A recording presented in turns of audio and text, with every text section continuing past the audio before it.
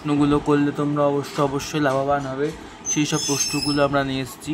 তো প্রথম প্রশ্ন দেখতে পাচ্ছ, ময়ূরের ডাককে বলা হয় কি? ময়ূরের ডাককে বলা হয় কেকা। মন ভালো কর রোদ্দুর কার গায়ের মতো? মাছরাঙার গায়ের মতো।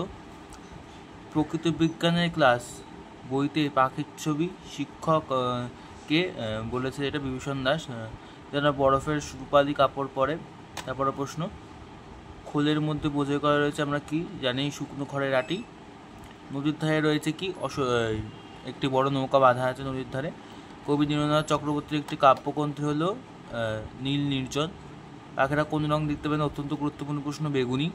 পাইন যেন বরফের ড্যাশ কাপড় পরে আকাশে নয়নতারা দাঁড়িয়ে আছে, এটা আমরা জানি রূপলি। এবার নিচের প্রশ্নগুলি একটি বাক্য উত্তর দাও। প্রথম প্রশ্ন, ভাষার প্রয়োজন হয় কেন?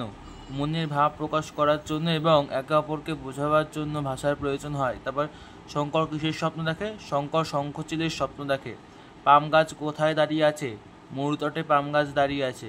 পাইন গাছ কিভাবে স্বপ্ন দেখে? তুষারবৃত্ত পাহাড়ে দাঁড়িয়ে পাইন গাছ দূরে দূরে স্বপ্ন দেখে।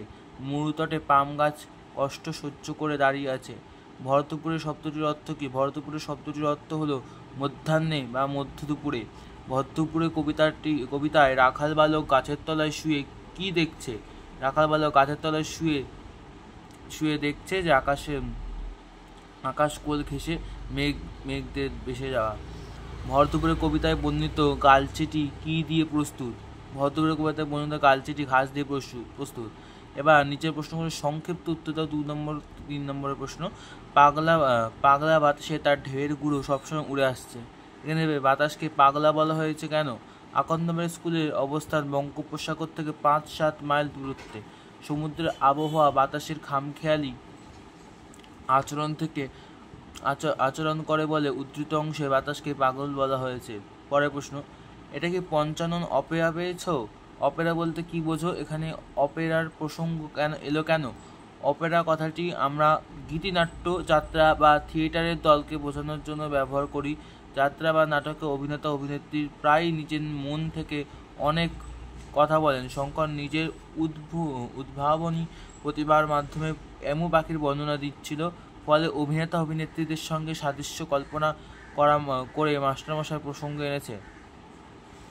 ভরতপুরের কবিতা অসত্য গাছটিকে প্রতীকজনের ছাতা বলা হয়েছে কেন? ভরতপুরের কবিতা কবি নীরেন্দ্রনাথ চক্রবর্তী একটি নিস্তব্ধ নিঝুম দুপুরবেলার ছবি এঁকেছেন। অলস মধ্যাহ্নে ডালপালা মেলে দিয়ে দাঁড়িয়ে রয়েছে একটি অসত্য গাছ। কোনো ক্লান্ত পথিক যখন এই অসত্য গাছের তলায় আশ্রয় নেয়, তখন গাছটি তার ছড়ানো ডালপালা ও পাতার ছায়ায় পথিকদের রোদ বৃষ্টি থেকে রক্ষা করে। তাই অসত্য গাছকে পথিকজনের ছাতা বলা যায়। এরপরে কোনটি কার ডাক মিলিয়ে লেখো। ব্যাঙের ডাককে বলা হয় কি? সব উত্তর এখানে দেওয়া আছে, দেখতে পাচ্ছ। ব্যাঙের ডাক মকমকি, হাতির ডাক বৃহন, বাঘের ডাক কাকলি, কোকিলের ডাক কুহু, ঘোড়ার ডাক হ্রেষা, ময়ূরের ডাক কেকা। হজবরলা যে প্রশ্নগুলো দিচ্ছি সেগুলো অবশ্যই পড়বে। হজবরলা, শেষ পর্যন্ত বিড়াল কোথায় চলে গেল? শেষ পর্যন্ত বিড়ালটা ফ্যাচ করে হাসতে হাসতে লেজ খাড়া করে বাগানের বেড়া টপকে পালিয়ে গেল। কাকে বুড়ো দুজন মিলে লেখকের বয়স ওজন। হজবরল গল্পটি কোন ঋতুর উল্লেখ?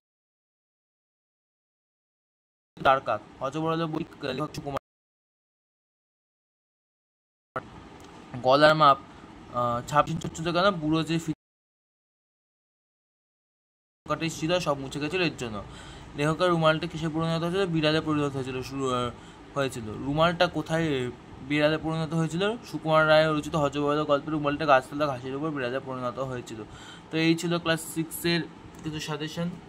এটা যেগুলো পড়লে অবশ্যই তোমরা লাভবান হবে। ভিডিওটি ভালো লাগলে লাইক করো, এবং আরও সাজেশন আসছে, আরও অন্যান্য ক্লাসেরও সাজেশন আসছে। বাংলার আমরা সাজেশন দিচ্ছি, আরও দেবো ইতিহাস ভূগোলের সাজেশন ক্লাস 6-এ, দেখতে থাকো।